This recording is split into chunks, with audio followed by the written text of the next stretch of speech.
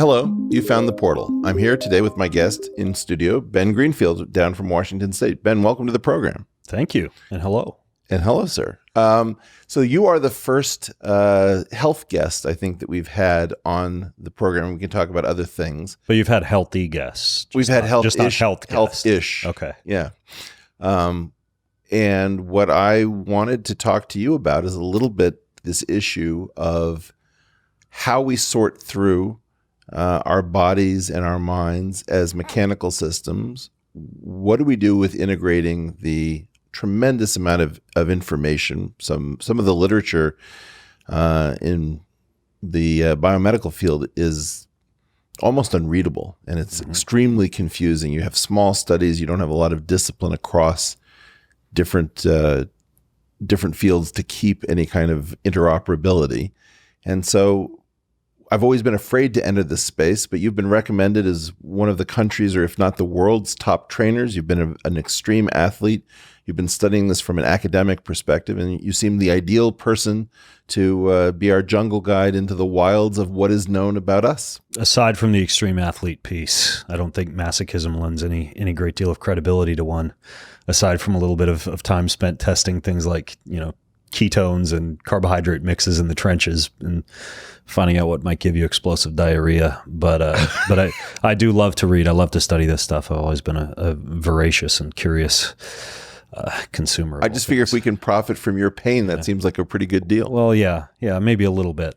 But yeah, you're right. It is difficult with, closed access to many of these journals and, the ability to be able to review an abstract. And as we were discussing before we started recording, an inability to determine whether or not a fasting study was done on a male or a female population, or, whether or not a headline that might say vilify red meat is actually looking at the lifestyle practices of the people consuming said meat, or the sourcing, processed versus unprocessed. There's just so many nuances to take into consideration. And I think the saving grace, though, is that we live in an era now where the type of self-quantification that would have been prohibitively expensive 10 years ago is now readily affordable and available in the comfort of your own home in many cases.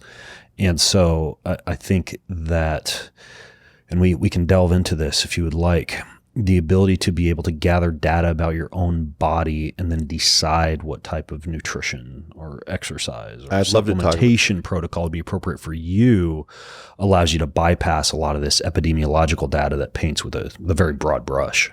So these are all great topics. I mean, one of the great mysteries, since you've already brought up explosive diarrhea, we probably lost half our listeners with that one, is why is my toilet not a laboratory that is always taking data away from what I'm passing through me? Right. Or your toilet paper. Exactly. For example, your toilet paper and a dongle on your iPhone. And yeah, that's one of the tests that's certainly very helpful. I think actually more helpful than these newer microbiome companies that are making a lot of predictions based on biome data collected from stool that don't have a lot of research behind them, such as, we've tested your stool and determined that based on your biome data, you should be on XYZ probiotic. That we are, by the way, manufacturing and selling. But there are other tests that you can do that I think are very helpful. And we could start with the bathroom, since we're there already. Not literally. We're going to have to get back to just introducing you, but we're not actually sitting on porcelain. These chairs are more comfortable. There are tests like, I run once a year, a test from Genova Diagnostics. It's a 3-day stool panel. And a multi-day collection is important because everything from parasitic activity to yeast, fungus, bacteria, all that changes on a day-to-day basis. And you can learn a great deal about your gut and inflammatory markers in your gut, bacterial balance, the presence or absence of parasites or a yeast or something like Candida, for example, by simply on a yearly basis doing a panel like this. You literally, for 3 days in a row, just swab, and it goes into a little tube. You keep that, much to the chagrin of my wife, typically in the refrigerator until all of your poop is ready to ship off to FedEx. Right. And you receive a beautiful PDF in 2 weeks that's got everything you would need to know about whether or not you might need to, say, supplement with a digestive enzyme because you have low pancreatic enzyme production, or whether you actually do need to take that popular cleansing supplement because you have some kind of a parasitic overgrowth or something like that. I mean, I actually want to get back to this issue of your wife, because I think the issue of whether or not your behavior is viewed as bizarre by your family has a lot to do with whether or not most people can stick to a regime. I mean, I am someone who believes that in general, institutional wisdom is usually so polluted by the economic incentives of the institutions that I'm always open to the idea that the conventional wisdom is exactly what you would expect when institutions have perverse incentives. But if everyone in your family or your social environment doesn't worry about these things the same way you might, and isn't sort of willing to take responsibility for, you break it, you bought it style approach, it can be very difficult to, to get somebody to go along with putting your stool in the refrigerator as if that was normal. Let's get to that in a second, so I can at least sort of get some background from you. Can you just give us a very quick sketch of your academic and non-academic experience that brings you to being one of the most sought after fitness experts? Yes. Academically, I attended University of Idaho, not necessarily known for its rigorous health and medical program, but I studied exercise physiology and biomechanics there because for most of my younger years, I was most interested in exploring the boundaries of human performance and how to maximize human performance, which in retrospect is a far cry from enhancing health or longevity.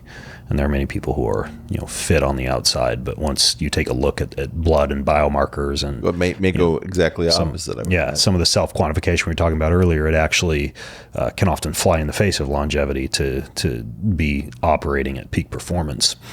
However, I studied that at University of Idaho and competed in tennis and in bodybuilding and water polo and volleyball. Just played a lot of sports and progressed from there to almost 20 years of competing in professional endurance sports and doing things like Ironman triathlon and Spartan racing, obstacle course racing, and adventure racing, and just all sorts of kind of masochistic multi-day type of events, which were interesting to me just from a pure physiological standpoint, because those are really sports of attrition, right? Where you must have pretty robust management of everything from macronutrients to things that would affect fatigue more dramatically than, say, baseball, where you might be, sitting in the dugout, and if you stop moving, in many cases you're still going to be okay.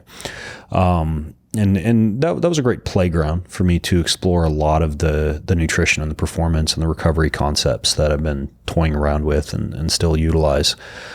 But I also am just a voracious consumer of content. I pour through research every morning. I read a lot of journals. I try to read a book every day. Typically it's in the health or the performance or the nutrition realm. And I podcast, I blog. Can we plug your podcast? It's just the Ben Greenfield Fitness Podcast. Okay. Horribly narcissistic title that doesn't lend itself well to branding, but that's my podcast, and I write books. I just finished a 650-page book on all things anti-aging, longevity, gut, immune system, hormones. Just kind of delved into every nook and cranny of human physiology. Variability. Quite a bit in there on heart rate variability. That's an interesting topic that you bring up. Is that something you're interested in? Or? You must know Jun Yun of Palo Alto Partners, who is a physician turned sort of hedge fund manager. I do not. So we were talking about how to make radical longevity a normal part of health and physiology. And because it had this sort of bizarre patina of, a quixotic desire to find the fountain of youth, there was a period of time where it had to be de-risked by Silicon Valley. So it was sort of almost seen as being immoral to pursue radical longevity as a research program. And Aubrey de Grey and Peter Thiel and various people were instrumental in kind of taking the slings and arrows from the outside world, said, oh, this is rich people trying to live forever on the backs of everyone else. But June was instrumental in trying to work through the system by giving some money for the Palo Alto Prize. And he asked me to give the keynote. And it was a lot about talking. I mean, we were talking a lot about if you strip off things like environmental insult or the burden of disease or self-harm or all of these other things that one can die from, are you left in the end with trade-offs between cancer and aging, senescence? And do we understand essence? And so June's perspective was that heart rate variability was the best concrete marker to target, to proxy for improving longevity in a meaningful way, because his theory was about homeostatic capacity. Can you get back to homeostasis? Absolutely. I would say pushing aside some of the more fringe markers out there that you can track for longevity, let's say something like telomere length or a Horvath methylation clock or any of these things that are called as fringe. I would say that they're just bad proxies in some sense. Yeah, they're poor proxies. They're also less available and less scalable and less affordable for the general population compared to snob appeal. Yeah, compared to what I would consider to be three very useful markers to track overall health and longevity, and that would be glycemic variability. Right? How often is the blood sugar fluctuating throughout the day, and to what extent is the sugar remaining in the bloodstream versus transiently passing due to, physical activity or good insulin sensitivity or good blood sugar management? Something that can be measured via a $20 to $30 blood stick from CVS or Walgreens, or something. I wore the entire year last year and gleaned a great deal of actionable data from a Dexcom G6 continuous blood glucose monitor, which allowed me to see everything from blood glucose response to a cup of coffee to must have been amazing plate of green beans to exposure to heat versus cold. And I learned some very interesting things. For example, the blood glucose rises dramatically in response to a cup of coffee, which is actually what you'd want. It's mildly hypercortisolic, and it gives you a surge of energy. And that sugar, assuming that the coffee is black and doesn't have a lot of calories in it, that sugar is mostly glycogenolysis. It's released from the liver,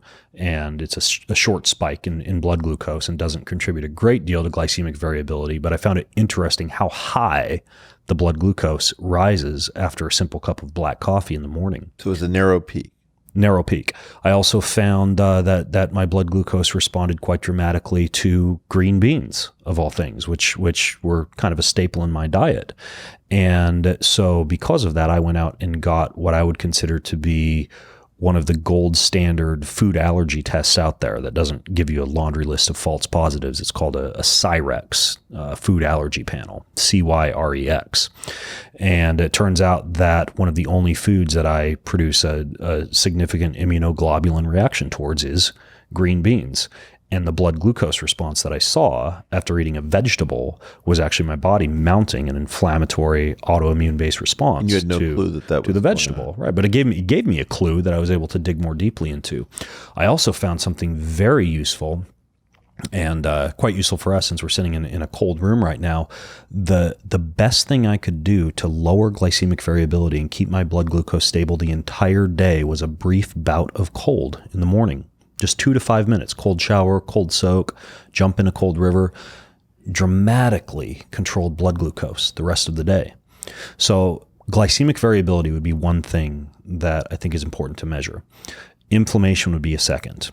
Inflammation is a little bit trickier because it does require a blood measurement that typically right now requires you to go to a lab to do a blood draw. But I'm talking about getting a measurement of something like HSCRP to see if your C-reactive protein is low. There are other inflammatory markers like fibrinogen or homocysteine or cytokines that you can measure. But doing something like a quarterly measurement of just your HSCRP levels, that's a $30 to $40 lab test that you can run. That also is because inflammation is so tied to stress and a variety of other health conditions. You see that responding to something like dairy? It can respond to food allergies. It can respond to stress. It can respond to, and this is something to be careful with in terms of the timing of when you run the test. Exercise can elevate it significantly, which is why sometimes if someone does a hard weight training session or a run, then does their fasted lab test the next morning, the results come back, show elevated CRP, and a doctor wants them to go in for a heart panel and spend a whole bunch of money when their CRP was just elevated due to this is one exercise of the things the day about prior. Continuous monitoring is that it has really shown us just how inadequate it is to pick some random moment and then decide that is where your body is, because your body may just be passing through that value of whatever it is that's it needs to be precisely controlled. And when you look at hormones, it's even more important, because if you look at the gold standard right now for hormone measurement, at least what's used predominantly, and then we can get back to heart rate variability, which I would consider to be the third measurement to look at in addition to glycemic variability and inflammation. But when you look at hormones, for example, most tests are running a fasted blood draw in the morning of testosterone, estrogen, DHEA, what have you. But hormones fluctuate widely throughout the day. And because of this, I think that a urinary measurement for hormones, there's another test that I think is great for self-quantification. It's called a Dutch panel. It's a dried urine test. You pee on a stick 5 times during the day, and you get a running value of where your hormone levels are fluctuating throughout the entire day, so that you can see if you're truly high cortisol, low cortisol, high testosterone, low testosterone, et cetera. And furthermore, a urine test will show you the upstream and downstream metabolites of a hormone. And the reason that's important is because many people will, for example, get a blood measurement of their cortisol levels and see that they have very low cortisol. And some, functional medicine doctor or naturopathic physician or something like that will tell them they have adrenal fatigue. Your adrenals are pooped out. You're not making cortisol. You need to stop exercising and go to a Vipassana retreat for 10 days or whatever. And it turns out that, for example, in a highly active exercising individual who is producing cortisol just fine, cortisol gets turned over very quickly. And you aren't going to see this on a blood test, but on a urine test, you would see high levels of cortisol metabolites, meaning that cortisol is being produced just fine by the adrenal glands, but it's being cleared very quickly. And so paying attention to the actual the fluids being used to run the test is important as well. So something like hormones should be tested via urine. But for the inflammation piece, just running like a quarterly blood panel to see if your inflammation is staying under control, I think would be the second most useful measurement that is low-hanging fruit for a lot of people, in addition to the blood glucose. And then the final would be heart rate variability. Can you say more about that, given that we started and didn't fully define it? So heart rate variability, I wear, for example, a ring to track it. There are wristbands that track it. Bluetooth-enabled heart rate strap is a little bit more of a gold standard, more accurate measurement. But it is simply a measurement of the delta between your heartbeats, the interbeat variation from heartbeat to heartbeat, which should display mild variations from beat to beat, meaning that your vagus nerve, which innervates the sinoatrial node of the heart and monitors or controls to a certain extent the electrical activity of the pacemaker cells of the heart by feeding into the sinoatrial node, that should be giving good sympathetic fight and flight and parasympathetic rest and digest information to the heart. And if someone is able to control stress well, is in a relatively low state of inflammation and a high state of health, well rested, et cetera, and has good vagal nerve tone, the heart rate variability tends to be high. And I originally became interested in heart rate variability because it is an excellent predictor of injury and illness in athletes, meaning that if you're training a team or an individual athlete and the heart rate variability begins to drop, typically you can predict injury or illness about 2 to 3 days later with surprising accuracy. And so that's a situation in which you would adjust the training program and give someone a rest day or a recovery day.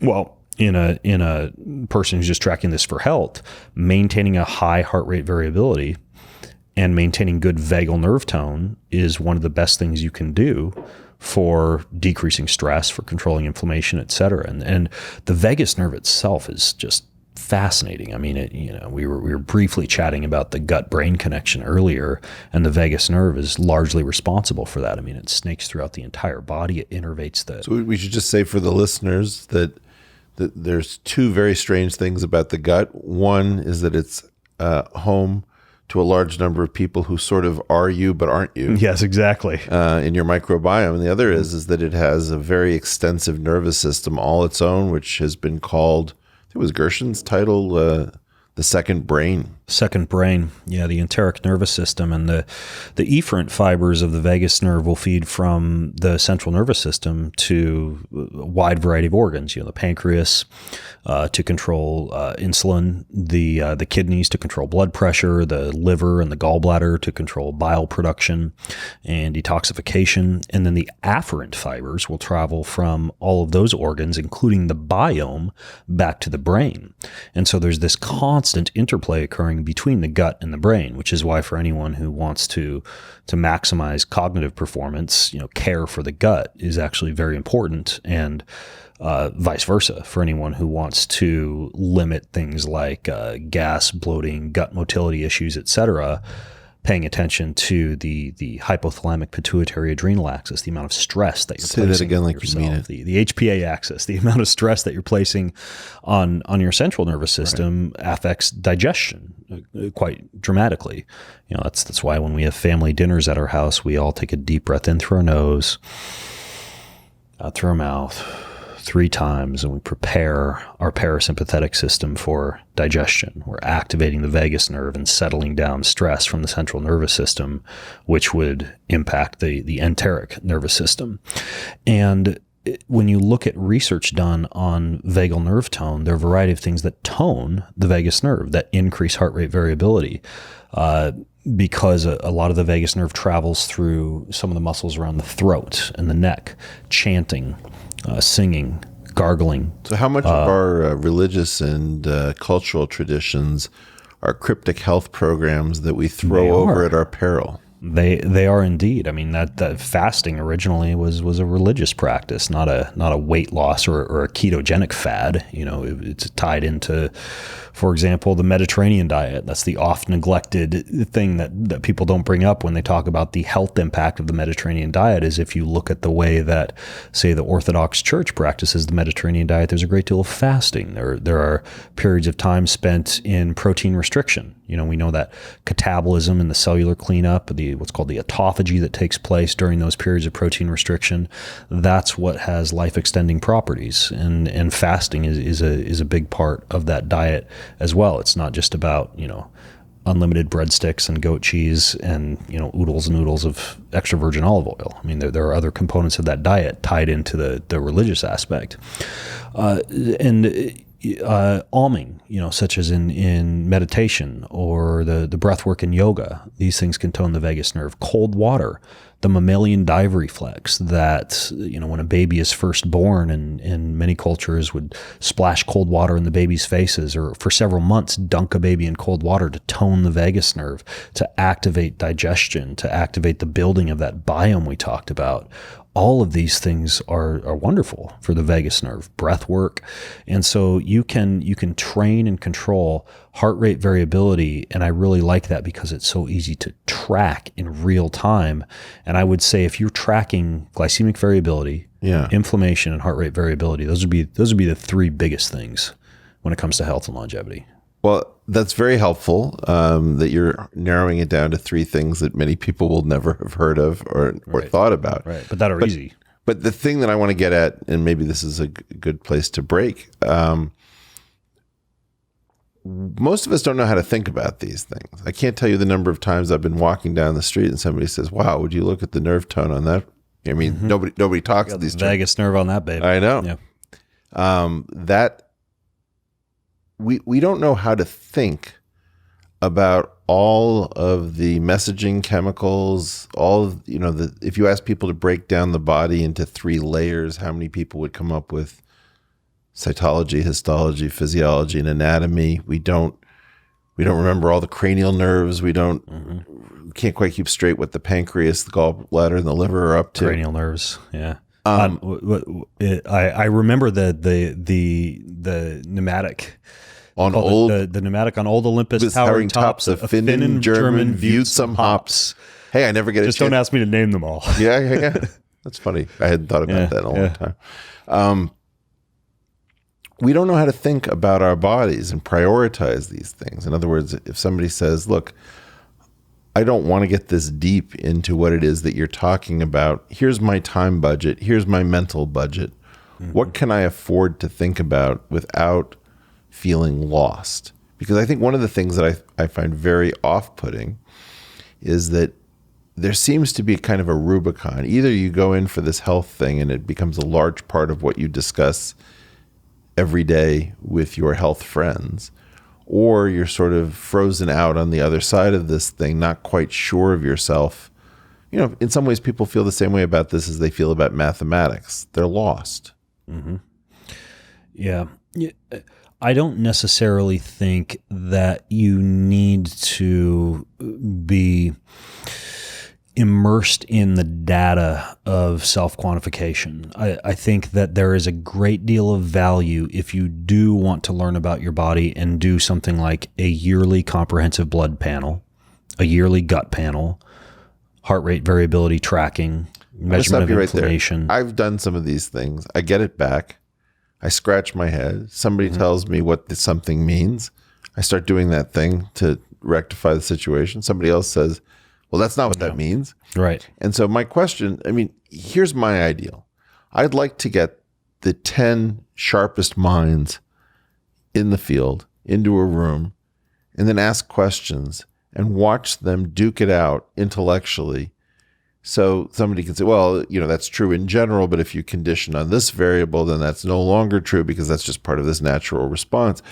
And so, fair or not fair? Well, that study, really only looked at a very small sample. That's the tricky part, is the biochemical individuality. And Roger William, I believe, was back in the 60s, wrote a book that dictated the 12 different shapes of a liver and a stomach and a pancreas, and the fact that some people have extremely robust vitamin D excretion rates and should therefore get plenty of sunshine and perhaps even supplement with vitamin D, whereas other people would get arterial calcification from supplementing with vitamin D. Some people have very high rates of oxalic acid and uric acid excretion and can eat, nuts until the cows come home, and other people will get gout and pain in their big toes from having a few handful of almonds each day. So it varies widely from person to person. That's the variability of the person under study. I'm saying that's part of the whole quantified self thing, which is understanding which particular machine you've inherited and what you can do with it and what you can't. But then there's the other issue, which is sort of sensitivity analysis for information. That is, if there is a slight change in our understanding of something, does the prescription flip wildly or does it move a small amount? So and then just to get really into where I think a lot of these problems go wrong. I want to hear many more of these things talked about in terms of trade-offs, where, well, this is good for you in this regard, but probably bad for you in that regard. Whereas a lot of the advice is phrased in terms of that's a great thing for you. Mm-hmm. And I just don't even believe in general. The ketogenic diet is a perfect example of that. Say more. Many of the studies on it myopically focus upon weight loss, or sometimes upon lipids, your cholesterol values. When you look at the ketogenic diet that may have helped your neighbor to lose 20 pounds, putting coconut oil and butter in their coffee every morning and having, some kind of ketogenic fat bomb after dinner every night, Some people have, for example, an FTO gene that would predispose you to very high levels of inflammation, which we talked about earlier, in response to high amounts of saturated fat, particularly levels of saturated fat that exceed 10% of total daily intake of fat, which on a standard modern ketogenic diet, it's common to eat 30, 40, 50% of your total fat intake from saturated fat. Others have familial hypercholesteremia, which would dictate your cholesterol values. And this would be, I don't necessarily think LDL cholesterol is indicative of cardiovascular risk, but in people with FH, it actually is. So very rampantly high levels of cholesterol in response to a ketogenic diet. Other people have poor liver and gallbladder function, which would dictate that they're going to have, horrible bowel movements and a great deal of digestive distress in response to that diet. But if you look at a meta-analysis of ketogenic diets that say that this is favorable for the general population, in many cases they're looking at weight loss, not inflammation, not bowel function, not lipid panels. And so the problem could sometimes be the value being measured. Right. What I'm trying to get at is I don't see a solution for muggles, for civilians, for the average person who's not a high net worth individual, not a fitness geek. They want to avail themselves perhaps of whatever the best thinking is, but they don't know what happens when people conflict. I mean, if I listen to physicists or mathematicians, you can very quickly usually tell who's talking sensibly. They're willing to give up. Well, that's technically true, but in this case, blah, blah, blah. When I listen to health people, the conversations are usually dyadic. It's usually two health people talking to each other. Yeah, and often with a great deal of conflict of interest because there's a diet book or a supplement company involved. Right. So conflict of interest is terrible within the health institutions. It's terrible within the anti-institutional experts as well, because of the fact that there are products on the other side of this thing. And then there's this question that every single biological system I've ever studied is incredibly complicated. If you look at the cascades, just from one homologous system to the next, they're totally different. It's very hard to figure out what we're talking about in trade-off space. You can measure a bunch of stuff, but even there, if it doesn't lend itself to continuous monitoring through a cheap device, a relatively cheap device, you can be pretty unclear as to whether or not those values even really represent you. Right. And from one standpoint, it's a frustrating conversation because it is such a soft science and because there is so much biochemical individuality. At the same time, to me, it's an exciting and promising conversation because I believe we're on the cusp of everything from, microneedling patches that can be, slapped on and you forego the trip to a laboratory, you put it in an envelope, you mail it off, and you have all the data right there, hundreds of blood biomarkers from the comfort of your own home to, iPhone dongles or anything else that can be used to collect this data. If we were to combine that with AI or algorithms that can actually feed through that data and produce digestible information that's understandable to the general public, and people can take their health into their own hands using easy self-quantification combined with, essentially using AI and algorithms, which I have a hunch a great deal more about than I do. I think that's the promising future of healthcare and self-management. So we're in an intermediate state right now. We're in an intermediate state, and there are companies working on this, but I think that the difficult piece is curating and collecting all the laboratory measurements that are going to give the most useful and actionable data, because it can't just be, I said like a microneedling, patch that you could put on your arm, but we already talked about the urine. We talked about the stool, right? You have to collect more fluid from the body than just blood. I also feel like that should be done passively. What do you mean? My toilet should be a laboratory. That'd be amazing.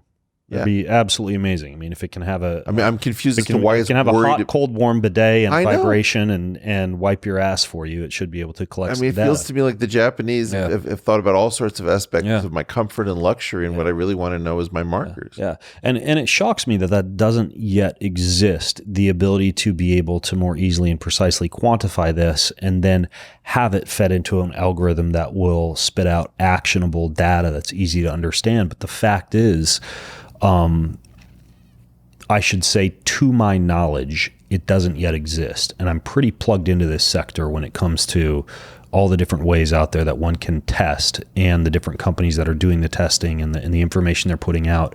And there's no platform yet that's doing blood, gut, urine, saliva, heart rate variability, and some of the other metrics you'd get from a wearable device, then taking that, putting it through an algorithm, and then pushing out the exact lifestyle, dietary, and supplementation or medication steps that someone could take to affect the biomarkers it tested. Well, another thing that I would love to see this coupled to is some sort of a software product that has the 15 leading health and performance experts talking about the same data. So just the way you have market analysts and you want to see whether the market analysts are all talking to each other or whether they're disagreeing. Mm-hmm. And then you want to listen in on the disagreements. I mean, one thing I'd love to do is to have you back with 3 or 4 other people in your field who, if you all respect each other, and say, well, I think that could easily be misinterpreted, or you're taking us too far into the weeds, or I think that study has been given far too much weight. And people have toyed around with that. I think Joe, for example, has hosted a meat plant debate. Yeah, and there's some chatter like that going on. I personally don't really use my own podcast as a platform for argumentation or debate as much as exploration of ideas. But you're right. It would be interesting. I think it might just lend more confusion to the matter. I don't think so. I think this is a big miss. I think that one of the things that I'm finding is that the public wants to listen in on conversations between people who are talking almost in tongues. Mm-hmm. And then because they have the ability to slow it down and annotate, like right now, there is a Discord server that pours over every episode that I release of this podcast, and these guys dissect everything that gets said. They hyperlink it, mm-hmm. and they teach each other. They're forming reading clubs and the whole thing. And the audio is searchable now too. Well, I know the audio. Google is searching audio. I use an app called Castbox. It's fantastic. I use it for all my podcasts, not only because you can, it's got good smoothing algorithms to where you can play 1, 2, 3, and 4 times speed and it still sounds good. But I can use the search function on that and it will search the audio. Let's say I want to learn about some random health concept like small intestine bacterial overgrowth. Right. I can search, it'll scrape not just the show notes and the title and the description, but the actual audio itself. And I can go directly to the timestamp where that discussion begins and jump right in. If the fidelity is high enough, depends what the nature. I don't know how the fidelity feeds into it, but it's the fidelity of the transcription. Right. No, it's not searching the transcription. It's searching the actual audio. It's an audio search engine. So if you say something that's technical, I mean, I guess I'm just confused as to how you're saying it functions. No, what I'm saying is that let's say someone is searching for glycemic variability, a term that I've already used 2 or 3 times, and whoever's producing the show notes for your show or the title or the description isn't actually typing glycemic variability. It's not scrapable by a search engine in terms of the text, that the audio is now being searched as well. And that phrase will be picked up on the audio and display in search results. Okay, but it has to have so if you put in the search as a sound and then it's looking for some comparable sound. Exactly. But it may miss in highly technical speech, I don't know that we're there, that it's 100%. Yeah, I don't know the level of accuracy, but I've found it to be of great utility. So leaving that aside, I mean, the point that I was trying to get at more was just that if you had like health UFC, where experts go at it with each other. What's the old MTV, the death battle? Oh yeah, it's called yeah. The death battle. Those claymation. Yeah, exactly. Yeah, like that. Exactly.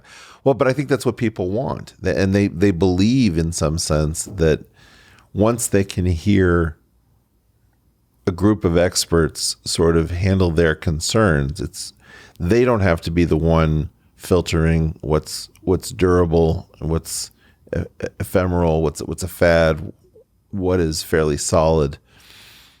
I think that's the great appeal of listening in on an expert conversation when you have a community that's actually dissecting it and is able to do more with it. Yeah, I think as long as people are aware of any pre-existing bias, because there's everything from the investments that expert might be involved in, to the supplement companies they might own, to the dietary books that they wrote 5 years ago that they're still married to, even though research has changed, because those diet books have served them quite well from a monetization standpoint. I mean, there's a lot of kind of back end issues you got to pay attention to, but yeah, I mean, it would be interesting at least.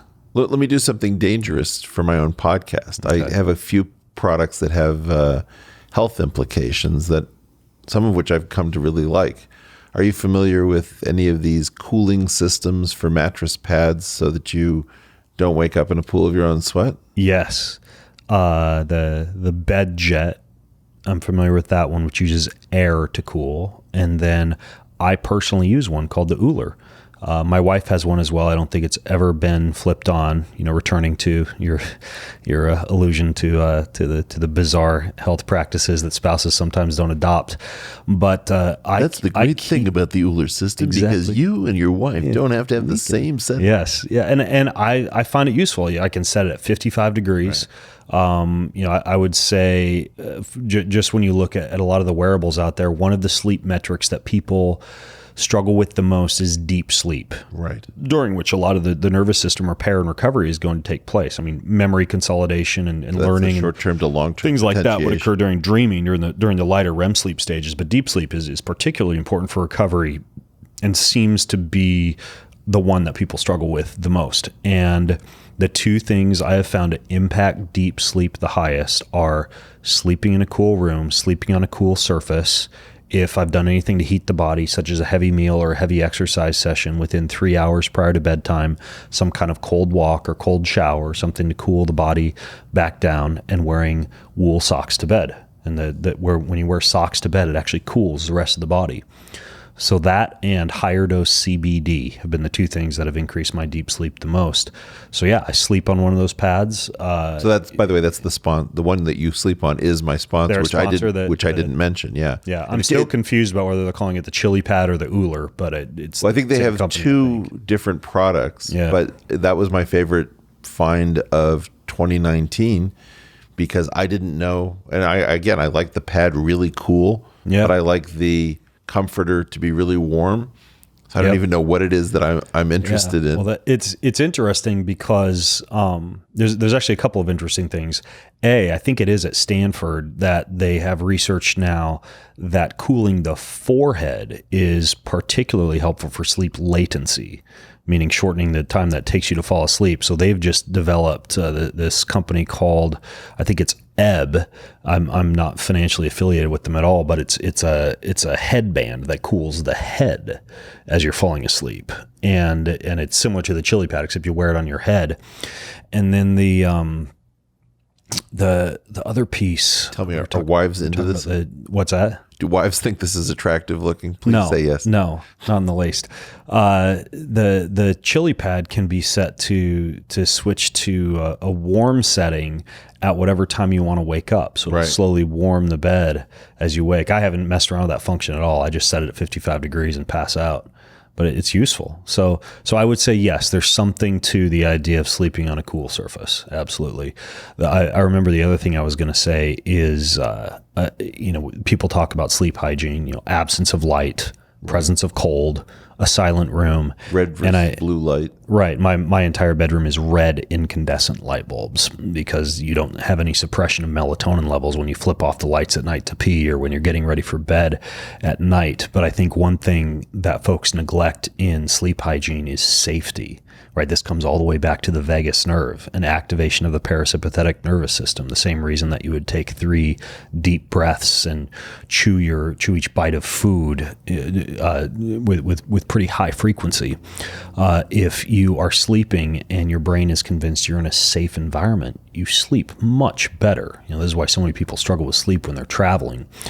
I have found one of the best things, aside from never having my laptop in the bed, because if my brain associates the bed with work, you get sympathetic nervous system activation and the lack of safety. One of our biggest battles. So I can't stand bumping into the metal of a laptop. Even if I'm in a small hotel room, the laptop, I just don't allow it near the bed. It's always somewhere else in the room. If I want to lay on my stomach and work on my laptop, it's on the floor. But the other thing is a gravity blanket. I don't know if you've ever used like high compression, 20 to 25 pound, like breathable, cooling gravity blankets. But what I do is I have the chili pad underneath me. I pull this gravity blanket over top of me and it feels like you're just blanketed in safety. It's amazing. I totally believe in this madness. It's one of the best sleep hacks I've adopted over the past year. Okay. Another one of my sponsors. I'm curious. I hate mushrooms, like with a vengeance and a passion that you can scarcely believe. The one way in which I can get mushrooms is... Was this a psilocybin experience in college? Or? No. This is experience with my parents growing up putting things in my spaghetti. Okay. I don't think it was psychoactive spaghetti. Yeah. I actually love this company that puts mushrooms in coffee and tea. Mm-hmm. And because I'm able to get it in, I think that it has some kind of psychological impact. I can't prove it, but I believe that mushroom chemistry is incredibly powerful. Are you a devotee of any of these particular? I am. Like chaga, lion's mane, and other mushrooms? The cognitive piece I find particularly intriguing because if you look at this idea of the doctrine of signatures, it's this idea that the way that things look in nature indicate the biological impact they might have on the body. So like we know that we know walnuts have high amounts of choline and DHA in them, and they're good for your brain. We know that pomegranates are good for cardiovascular function. So are tomatoes, and when you cut them open, they almost look like the ventricles and the atria of the heart. This an egg, is some serious Marin County thing. Crack it open in a pan, it kind of looks like an eye, and we know that the lutein in the eggs is good for the eyes. And when you see a lion's mane mushroom in nature growing, it looks like a cluster of axons and dendrites, and it turns out that it's chock full of nerve growth factor, which is actually wonderful for neurogenesis and neuroplasticity and cognition. And so, yeah, there's something to be said for lion's mane for cognition. Some of the beta glucans in, say, turkey tail have been demonstrated to be anti-carcinogenic and anti-angiogenic to tumor growth. So that's another useful one. I use reishi mushroom for relaxation. Cordyceps is good for... These are all the ones in pre-workout. Yeah. There's all sorts of interesting blends out there. So yeah, I'm a fan of mushrooms. I think they have a lot of utility. Are you a fan of psychedelics? And I'm happy to unask the question if I should. Yeah. I mean, psilocybin, particularly when combined with lion's mane in small doses, I'm a fan of that as a nootropic blend. My concern with psychedelics is that they have become, it seems of late, so culturally acceptable and also culturally acceptable and more accessible that I think there's some rampant abuse going on that is now justifiable, whereas dropping into a K-hole or doing ecstasy on the weekends, you can now say you're using ketamine to manage some mild depression issues and, using MDMA for some self-therapy work that you're doing for PTSD. Or, you're using LSD with great frequency. Many people using that as a microdose every day. And the problem is, you look at something like ketamine or MDMA, which people are using a lot of, that's neurotoxic. And if you look at something like... It's one of those things that I keep hearing going back and forth. The neurotoxicity? How neurotoxic MDMA is. It is in a trip dose. It's definitely neurotoxic. I would say a microdose of ketamine for something like managing mild depression or anxiety is relatively safe, but there are people using a lot more than that. I mean, I know people who are addicted to their ketamine nasal sprays and their ketamine troches now and using those. Well, I think that there was an initial issue that a lot of the sort of Schedule 1 treatment of some of these drugs was so preposterous given the twin criterion that are supposed to define what goes on Schedule 1, that a high propensity for abuse when, LSD is weirdly self-limiting, for example, and that the high degree of harm. And in fact, I was shocked to find out that I'd been propagandized and that the harm had been exaggerated. The lethal dose of LSD is through the roof. Well, nobody's ever found it, I think. Yeah, I think the one elephant that they were able to kill and find a lethal dose of LSD for, it turned out that it was actually the drug they were co-administering with the LSD, it was some kind of a tranquilizer or something like that. I didn't want to think about this. Keep the elephant from berserking. But my concern is potential for neurotransmitter depletion and imbalances due to overuse of psychedelics, as well as potential for neurotoxicity. Let me just clarify the question. So my guess is that we've gone through, there was an initial lie. The lie was found out to be a lie.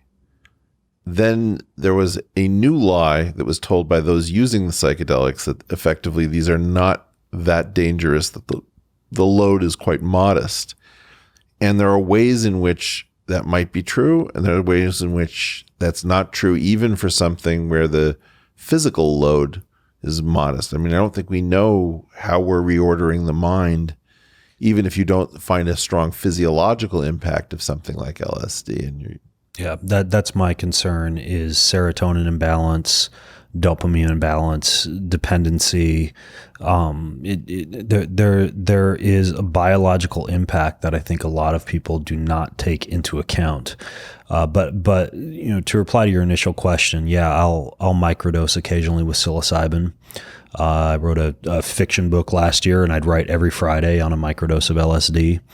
I will. What's a microdose for you? For LSD, about 20 micrograms. It's a fairly large microdose. I tend to have high tolerance. Yeah. And on a quarterly basis, I will journey with my wife. Actually, we do couples therapy every quarter, and our facilitator uses a variety of different Amazonian medicines.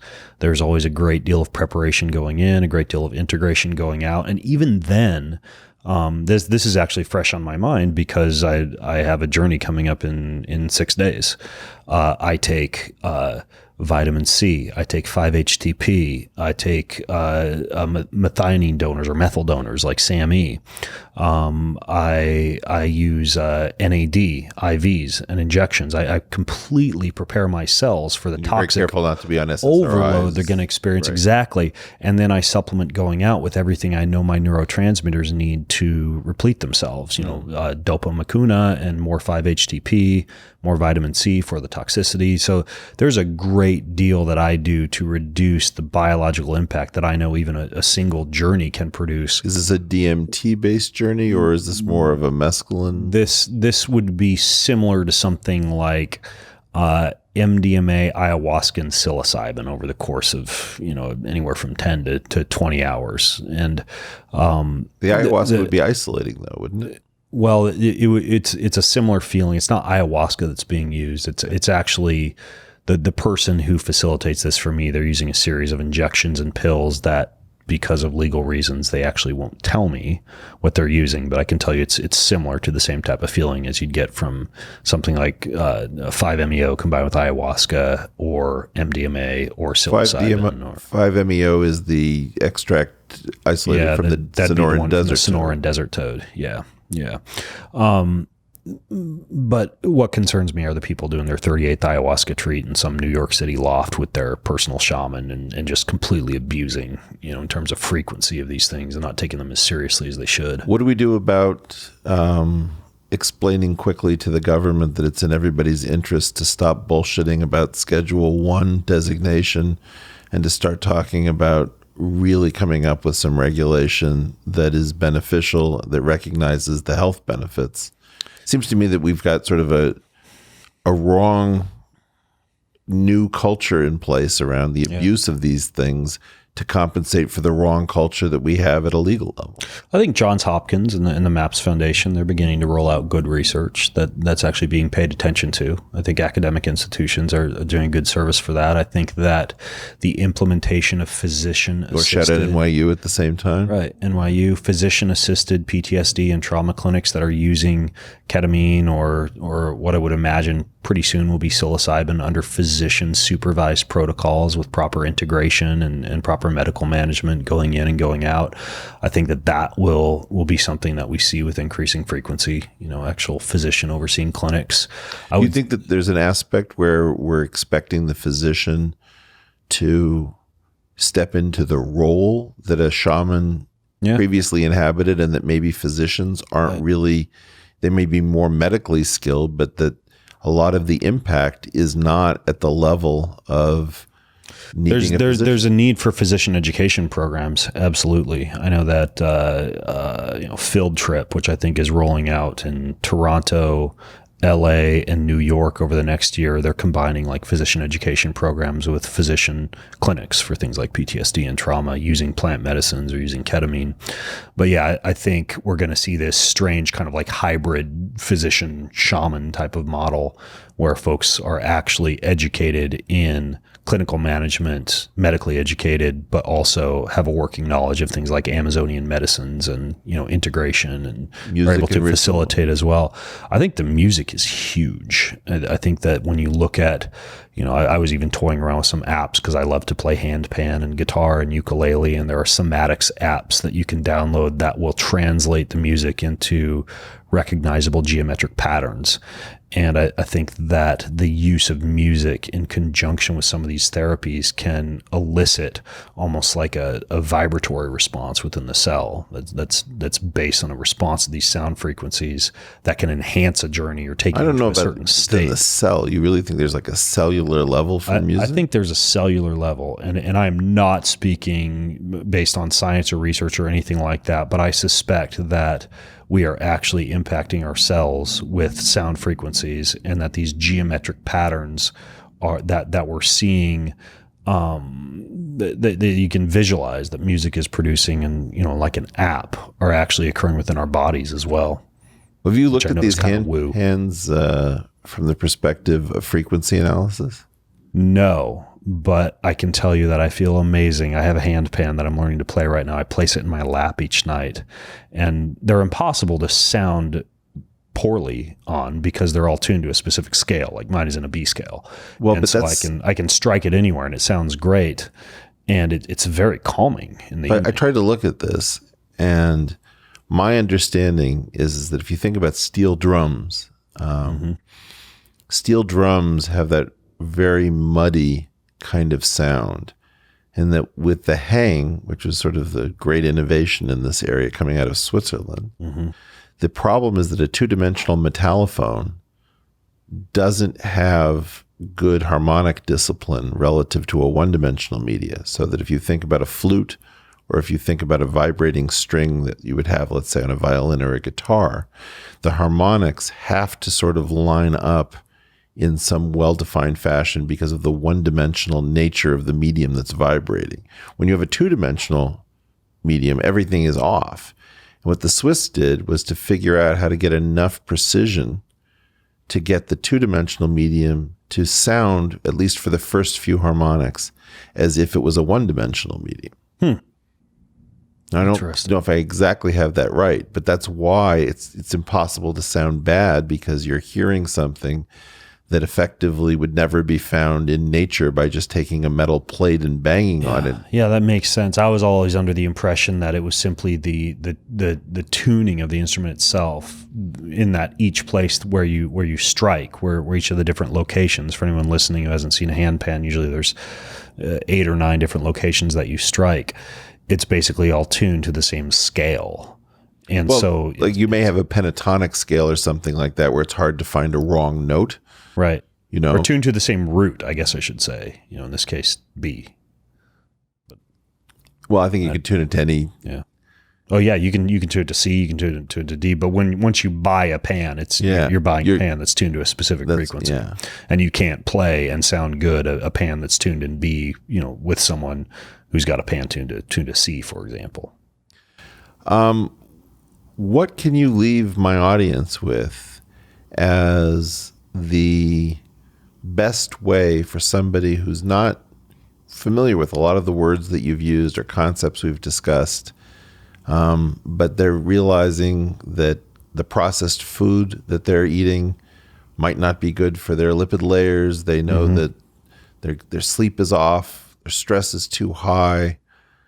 They don't know enough about physiology, anatomy to understand everything that's being said. What is the best way of handing off from this show to somebody who wants to enter a kind of more mindful and intentional space and feels unsure that they have what it takes to digest the information and confusing signals that are coming out of this? I have two thoughts. The first is be patient and wait when it comes to this self-quantification piece, because as we discussed, I think we're in an intermediate phase and I think it's moving quickly. And I don't think that the frustration and confusion is going to be around much longer as we roll out tools that allow for easier self-quantification and interpretation of that data. For now, I would pay attention to 8 things. The first would be, regardless of the exercise program, just regular low-level physical activity throughout the day. We know this concept of NEAT, non-exercise activity thermogenesis, regardless of whether you go to the gym, just moving throughout the day as much as possible. That's the first thing. The second would be, of all the diets that I've seen out there in terms of good research, I think one of the best ways to eat would be some semblance of a relatively low-carb Mediterranean diet. I think that that's the one that seems to be the best for most people because it controls glycemic variability, introduces you to some elements of fasting, has lots of herbs, spices, supportive oils, etc. I would be out in sunlight frequently because we know that photons of light are very healing to the body. And there's this amazing new concept of human photosynthesis and our ability to create electrons and ATP in response to photons of light. I'm immersed in a few books right now on that, and it's absolutely fascinating. In the same way, I would be outside barefoot or touching the ground every day. This is great, 4 or this is still 3? This is 4. Okay. So we have low-level physical activity. We have some kind of a low-carb Mediterranean type of eating approach, exposure to sunlight, being outside barefoot or in touch with the planet, which allows for, if you look into the research on earthing or grounding, a great decrease in inflammation and improvement in a wide variety of health parameters. So these fingered Vibram type. These are not grounding shoes, but going outside barefoot without big rubber-soled shoes on.